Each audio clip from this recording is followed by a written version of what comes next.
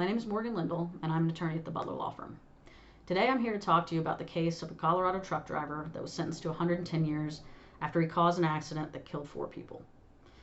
A lot of people have probably heard about this case. It's been in the news recently, and a lot of people have probably already heard that the governor of Colorado reduced that sentence from 110 years down to 10 years. So I'm not here today to talk to you about the appropriateness of the sentence, what the DA should and shouldn't have done, or any of that.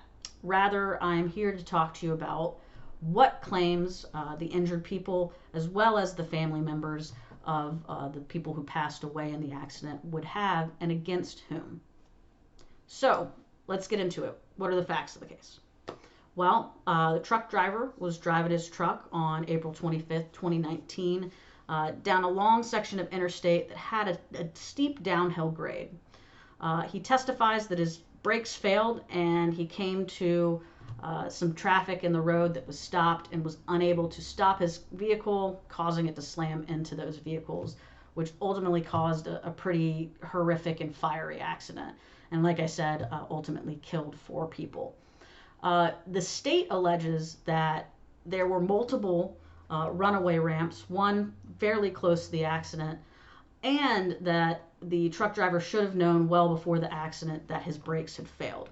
It seems, based on the facts, that it's pretty accepted that the brakes were bad on the truck. So the question is did the truck driver know, or should he have known, and could he have taken other actions which would have avoided this accident? So let's get into it. First, I want to talk about the family members of the 4 people who passed away.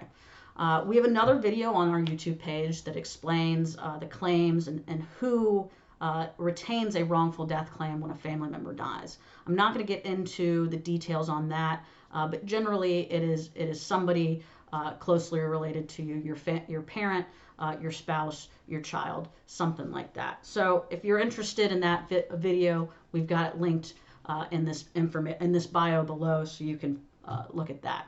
But let's talk about what claims everyone would have and who they'd bring those against.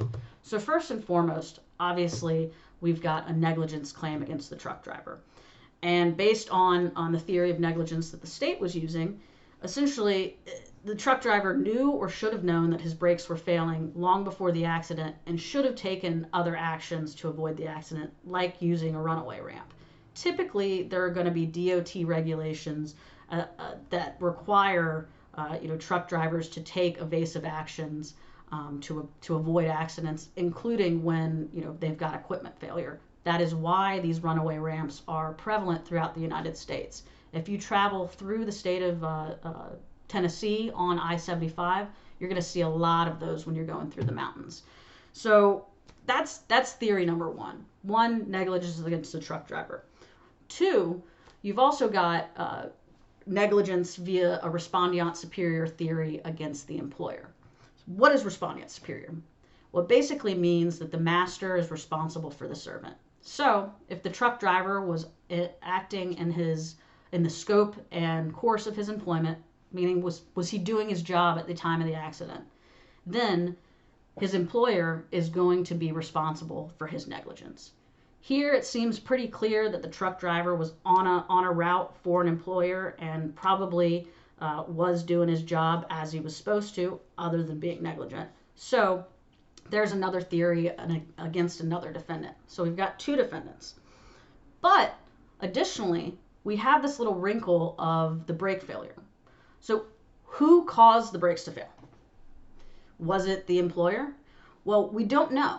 Typically, employers or owners of trucks will take care of their maintenance themselves. But if they outsource that maintenance to another party and that other party did something negligent or failed to do something, potentially that third party is also liable for the deaths that resulted from this accident, as well as the injuries that resulted from this accident. So as you can see, we had 2 defendants that were pretty obvious here, but we had one that's not so obvious. And it's important to get a lawyer involved early on a case so that you can investigate this and make sure that you name all the proper parties when you file a lawsuit. In this case, it's vitally important to make sure you find all the parties because there's so many people that have been injured and 4 people that have died. So that's a lot of damage that has happened, and potentially the pool or the pot of money that's available to those people is small. If you have a third defendant or a third person that you could potentially seek money for, that pot gets a little bigger. So as you can see, it's important to get a lawyer involved early. If you or your loved one has been involved in an accident or a tractor trailer accident, please give us a call at the Butler Law Firm. We're happy to help you. Thank you.